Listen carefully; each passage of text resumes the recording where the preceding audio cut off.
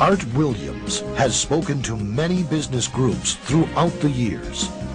The following speech was delivered to the 1987 National Religious Broadcaster Convention and has become a classic example of Art's philosophy on winning in business.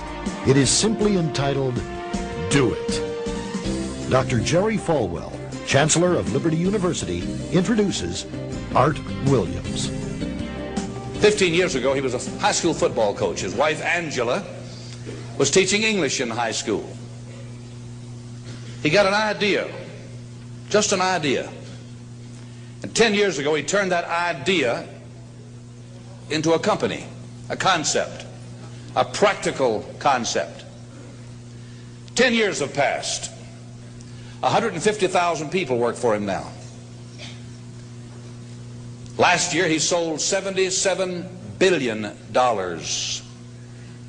worth of insurance. This year, $100 billion. That is more than Prudential and New York Life, number 1 and 2, combined in 10 years. He's from Monroe, Georgia. He has the dialect to prove it. He, this year, will sell $100 billion worth of insurance and revenues $2.5 billion. And he's just now beginning to dream, to plan, to go. Art and Angela Williams have 2 precious children, Art the third and April, their daughter. He is chairman of the Inner Council, the Inner Circle of our ministries, and a personal and a dear friend. He is a born-again Christian, as each of his family members. But he's an entrepreneur, and Dr. Armstrong has asked him to come tonight and talk to you about what he knows most and best about. And having been in one of his sales meetings last Thursday in Palm Springs, you know, I usually go out preaching, and I try to wake up religious morgues, and most of the places, a lot of the places I go don't need a revival, they need a resurrection. But he asked me to speak to his group of national sales directors, and I had to work hard at getting up where they were and not appearing as a backslidden preacher. This man, I repeat, is the leading entrepreneur in America and a friend of NRB, and I introduce you to you, Mr. Art Williams.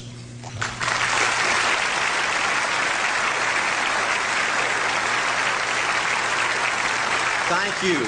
Thank you, Jerry. And I tell you, I don't know if I've been this nervous in a long time. This is the most intimidating thing that I think's ever happened to me. An old dumb South Georgia football coach speaking to a bunch of TV personalities like many of you, many great evangelists in the audience, and who put me between Falwell and Swaggart on the same night just totally blows me away. But I'll try to give it my best shot. I was asked to talk to you about how to win in business. I think it's a good subject for you to think about, because I believe business in America is in a crisis situation today. All you have to do is read the paper and every month see our trade deficit, and it's just a very depressing situation. And to speak to you about how to win in business, there's a lot of obvious things I could talk about. You first have to find a need. You've got to fill a need for a consumer out there. You've got to have a market. You've got to have somebody to sell your product or your service to. You've got to, if you really want to get big and win big, you've got to have a uniqueness. There's got to be something a little bit different from you than all of the competition out there.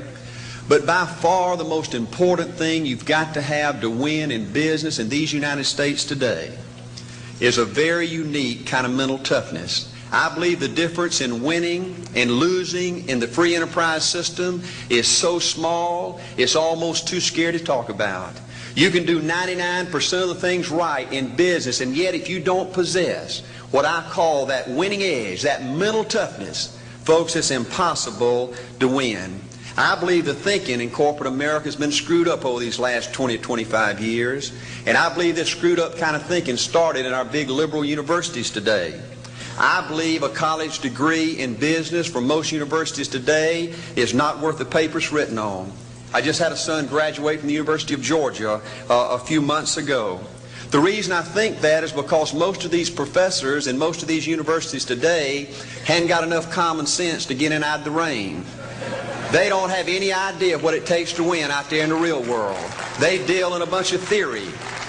These people have tried to fill up corporate America with this kind of thinking. These are the special people. If you're born rich, if you're born on the right side of the track, they rule you, the privileged class in America.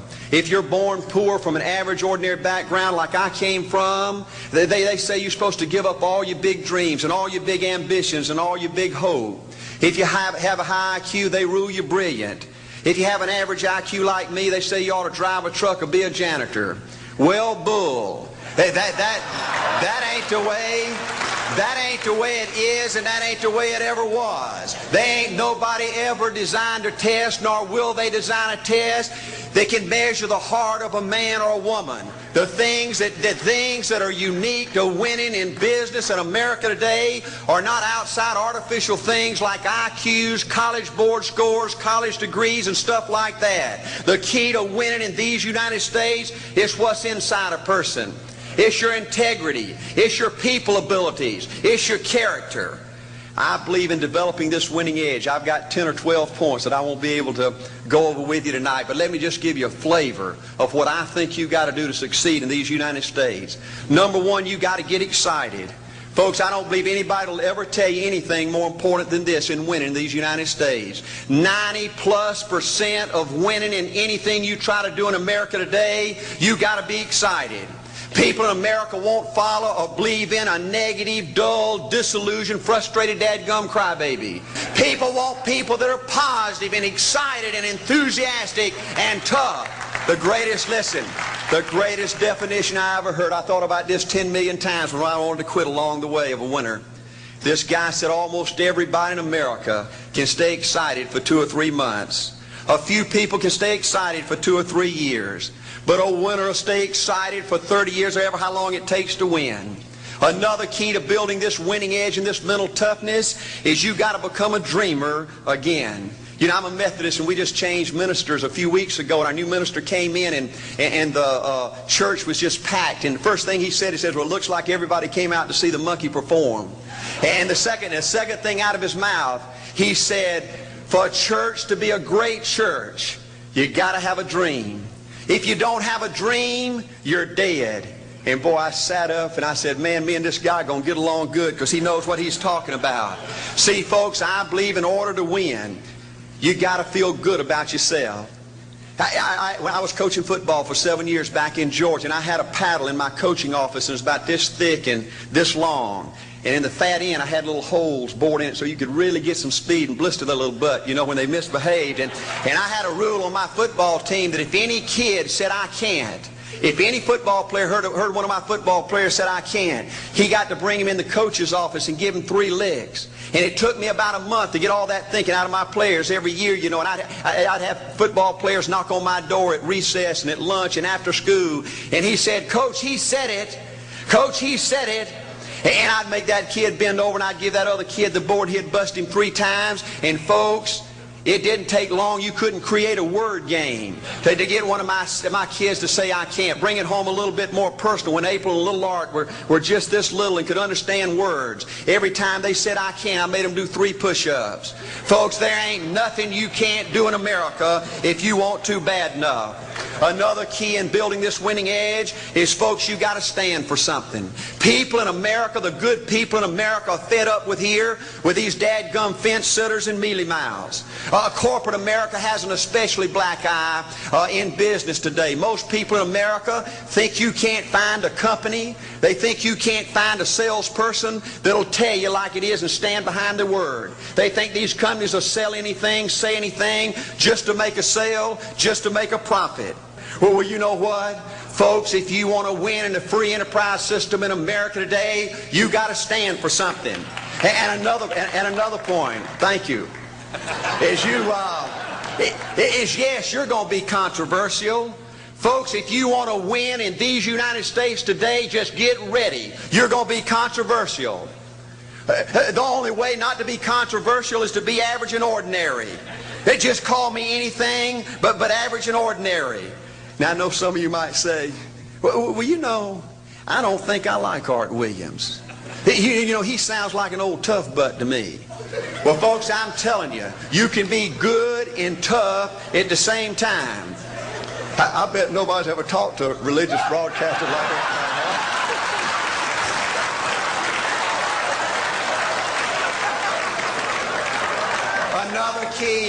Another key to developing this winning attitude that'll give you a chance to do something great in American business is, folks, you've got to make a total commitment to what you're about. Do you know the American people have lost their toughness? They've lost their ability to make a commitment. See, folks, in trying to win in business, you're just going to have so many false starts. You think you get it going time after time, and you just get knocked back to ground zero, and it's your ability to compete, to pick yourself up off the mat one more time, to go for it one more time, that's going to determine success or failure. You know, we've got a divorce rate in America some 50% right now. You know, it just seems like that people that go in business today, they have an attitude, well, I'm going to stick my toe in it. If I start making all this money, get all these promotions, then I'll see this thing through. Well, folks, that's not the way it works. The first step to winning in business in America today is you've got to make a total commitment. Total commitment gives you that little extra ounce of courage you need to fight back through the tough times. Winning in business demands the same kind of commitment that winning in marriage demands. You know, I fell in love with my wife in the 2nd grade. Only girlfriend I ever had. We ran off and got married our freshman year, had both of our children before we left college. We're true business partners in marriage. We go everywhere together. I spend more time with her, been married to her 26 years, now I got 2 grandbabies, love her more today than I ever have. But I don't like her all the time. There's a bunch of times every day that I don't like her. You know, I'm a nut about brushing my teeth. You know, if I can get the toothbrush, I'll brush my teeth 4, 5, 6 times a day. And Angela's always forgetting everything, you know. And she always leaves the cap off the toothpaste, you know. And when I go in there to brush my teeth, the cap's off. It's got that hard little crust around the edge. You know, it just burns me more than I can tell you, you know. And I get on Angela's nerves about a lot of things. You know, we were having dinner last week, and every time we get through, Angela kicks me under the table, you know, and gets me back in my room and says, "Art, you ain't got no class." You know, I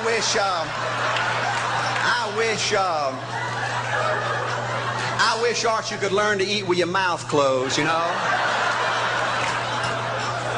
But see, folks, if you want to win in business, everything's not going to work out like you want it to, but you got to be committed. I want to have great kids. I want to have a wonderful relationship. I want to have tremendous grandbabies. Another key in building this winning edge in business is you've got to learn to treat people good. Another thing that these universities pollute America, corporations with, is this attitude, you better not get to know your employees. You better not become friends or get to know the spouse or the children of your employees, because you might have to fire them, you might have to reassign them. And if you're close friends, you can't manage people in a tough-minded way. Bull. Folks, the only way to manage people and get the most out of people is treat them good. Learn to love them and care about them. Yes, it hurts from time to time, but it's the only way. You know, everybody you work with in business, you've got to look at them and pretend there's a flashing sign on their chest. And everybody's asking you, make me feel special. Make me feel important. Say something good to me. I want to be somebody. Another key of winning in business in America today is, folks, you've got to establish the right kind of priorities. First company I went with 15 years ago was ITT. When I was out there struggling, dying every day, wanting to quit and go back in coaching 1,000 times, my first heroes in this business were vice presidents at ITT making $40,000 or $50,000 a year. And I said, man, if I could ever get to be that kind of person, it'd be a dream come true. I couldn't want any more out of life. A few years later, I earned the right to get promotions to that level and found so many of my heroes in business, their personal lives were a disaster. They were alcoholics and divorced 3 and 4 and 5 times. I just read an article by the author of In Search of Excellence, and I saw where he says, I can't find evidence of any successful business person in America that's not tunnel vision, that just doesn't give everything to business. Folks, I said back then, 15 years ago, that if that's the price you've got to pay to win in business, it's not worth it. 15 years later, a multimillionaire, Folks, I can stand and preach to you that you can't separate your personal life from your business life.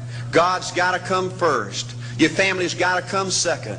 And business has got to come third. And I believe if you have a lousy spiritual life and a lousy personal life, long range, it's going to be devastating to your business. Another thing in building this winning attitude.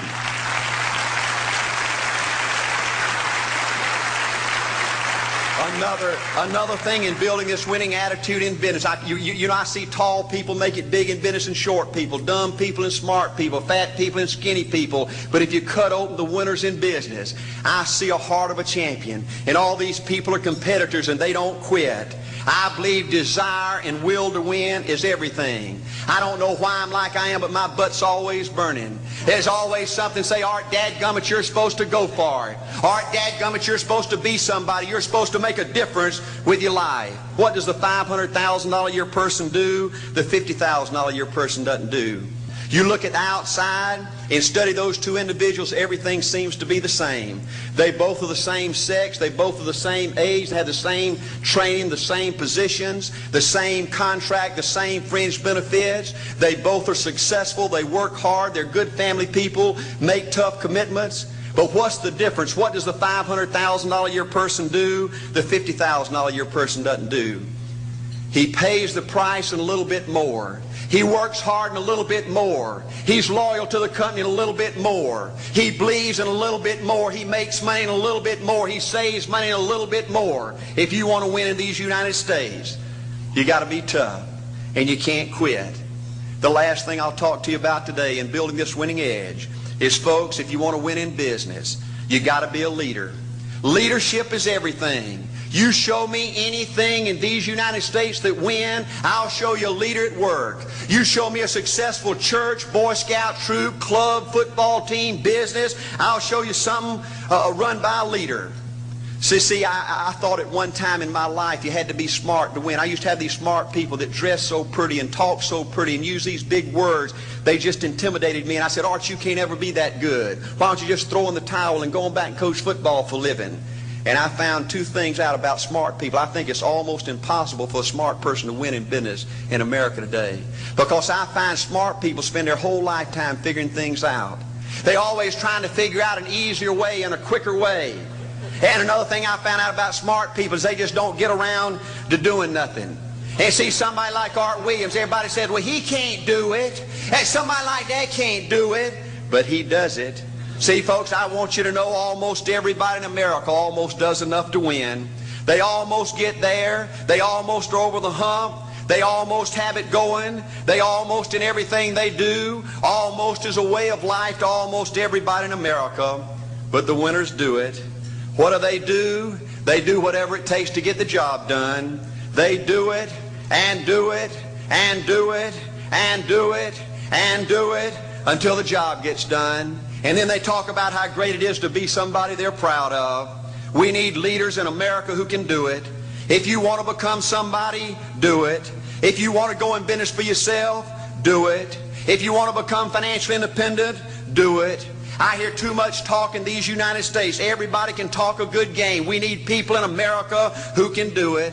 I go all over this country with A.L. Williams, and I have people say, Art, you can count on me. Wonderful. Just do it. Art, I guarantee you this is my last stop. I'm going to win now. Super duper. Just do it. Art, if I could just have one good month and get the ball going, I know I could make it big. Super. Just do it. Art, if I could just pay off this debt, I could really go.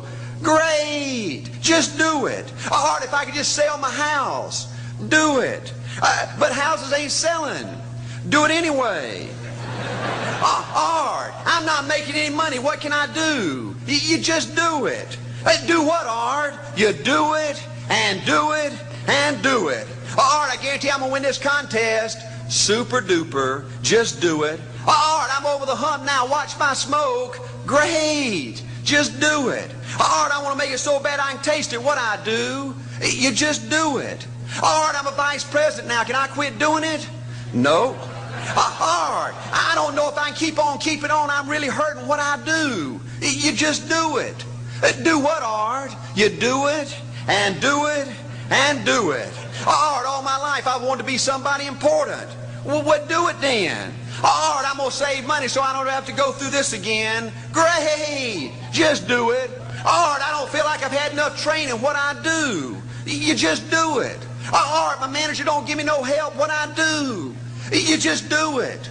Art, you don't understand. I was Mr. Everything at my former company. You don't mean I have to start off down at the bottom and do it, do you? Yep, you really got to do it. Art, what's the primary difference between winners and losers? The winners do it. They do it and do it and do it and do it until the job gets done.